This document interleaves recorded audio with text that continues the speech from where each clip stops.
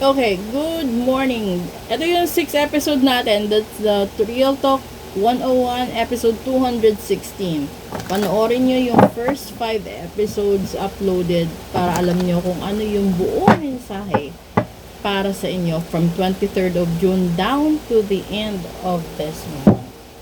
Okay, so mag-ingat ang lahat dahil maraming sitwasyon na hindi magandang nangyayari sa paligid natin.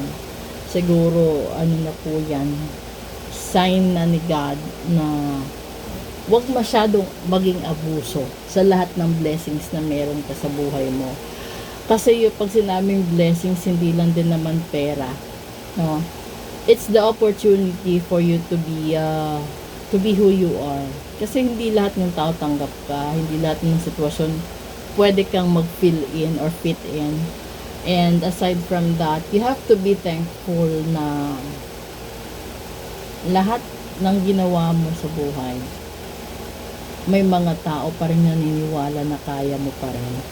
And then, siguro yung pinakamahalaga mong gawin is you have to be honest enough for yourself na harapin lahat-lahat ng katotohanan. You have your own flaws, you have your own traits, and you have your own blessings within you. Kaso nga lang, yung iba hindi nila kayang i-nurture whatever the gift coming from God that was already been there within themselves. They are not able to give importance into it. It was wasted. The time is always wasted. The opportunities are wasted. The chances as well as the love is wasted. So here we go. This is real talk. Kukuha tayo ng isa. Hedgehog. And the issue is trust.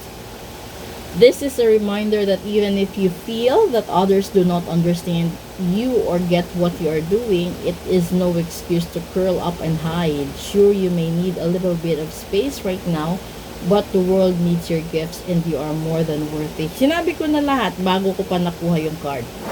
Yung unang episode is all about balance.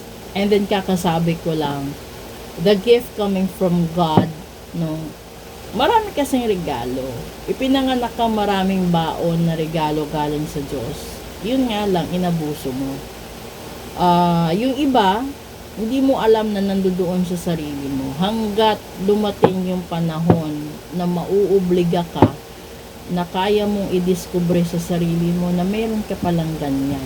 Yung mga hindi mo inaasahan na kaya mo pala, na buong akala mo hindi mo kaya, hindi mo alam. Unless para kang nag-aaral din.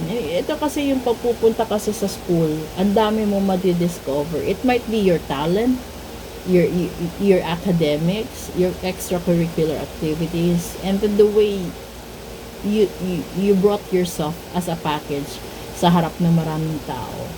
So, ano ba? Kasi ito kasi is a reminder na kahit ko sa Tagalog kahit sabihin nila na hindi ka naiintindihan, hindi ka nila naiintindihan kung ano man yung ginagawa mo sa kasalukuyan. Hindi ito dahilan para magmukmok sa sarili mong bahay or mag-waste ng panahon. Dahil kailangan mo lang ng konting panahon, kailangan mo lang ng konting pagkakataon na ipakita sa lahat na kaya mo. Yun nga lang, kulang ka sa tiwala sa sarili mong kakayanan. Kaya minsan, ito yung nagiging dahilan kung bakit ka nahihiya, kung bakit ka may kaba, kung bakit ka natatakot mag-isa. Dahil takot ka sa sarili mong multo. Hindi ka takot sa multo ng iba, kundi takot ka sa sarili mong multo kung ano ang sasabihin ng tao.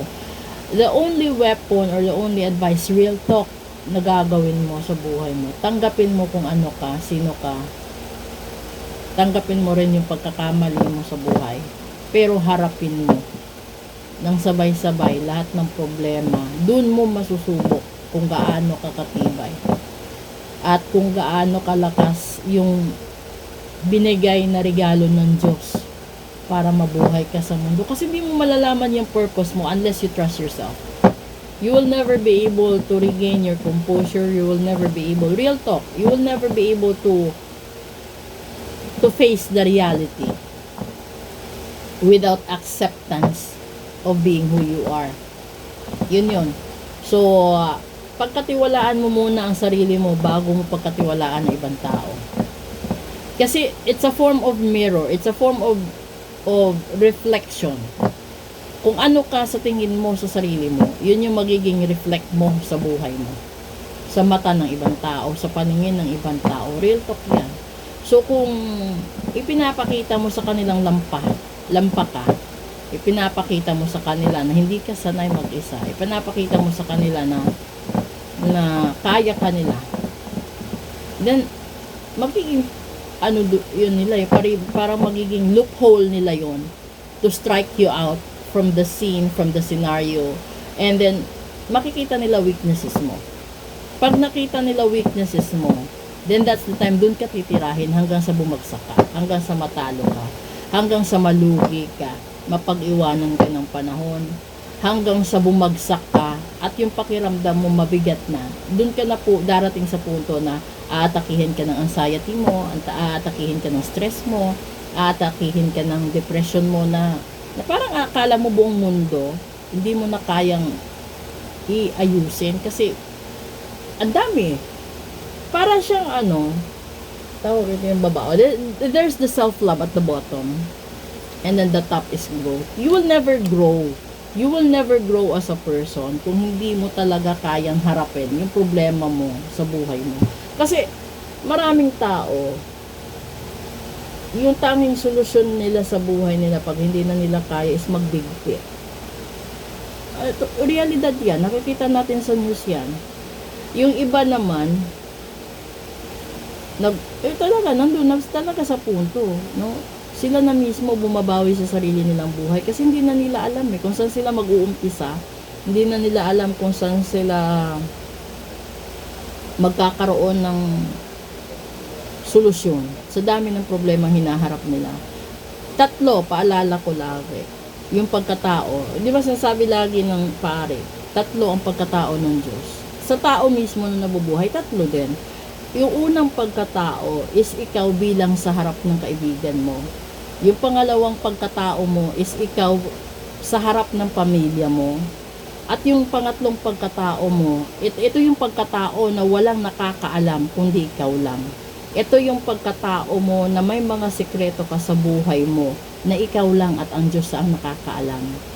Ito yung pagkatao na hindi mo ikinukwento sa lahat, na inililihim mo lang sa sarili mo kasi alam mo na posible na yung pangatlong pagkatao mo ang titirahin at matuluyan kang bumagsak sa kung ano man yung panangga mo. Kasi yung una mong pagkatao is ito yung pagkatao mo sa harap ng kaibigan mo, sa harap ng kaklase mo, sa harap ng katrabaho mo. Yung pangalawang pagkatao mo, ito yung ikaw na kilala ka ng pamilya mo.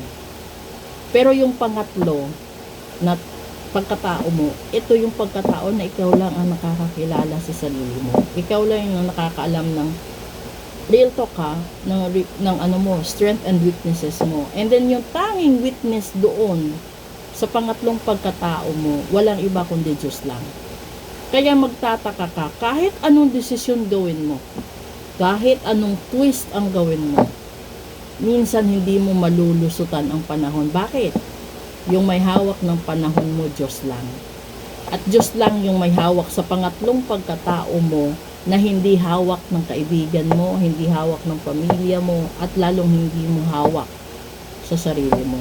Dahil siya lang ang tanging nakakaalam ng innermost secret sa buhay mo at plans mo. Kaya minsan, nababalibag ka ng pagkakataon, binabalibag ka ng Diyos para matauhan ka. And that's the real talk of life.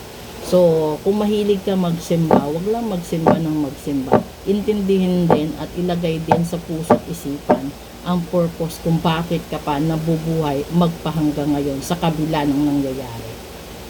That's the real talk right there. PM na po kung marami pa po kayong tanong. Running out of time. Magla-live tayo mamaya. Tingnan natin kung meron tayong viewers. Thank you and good morning.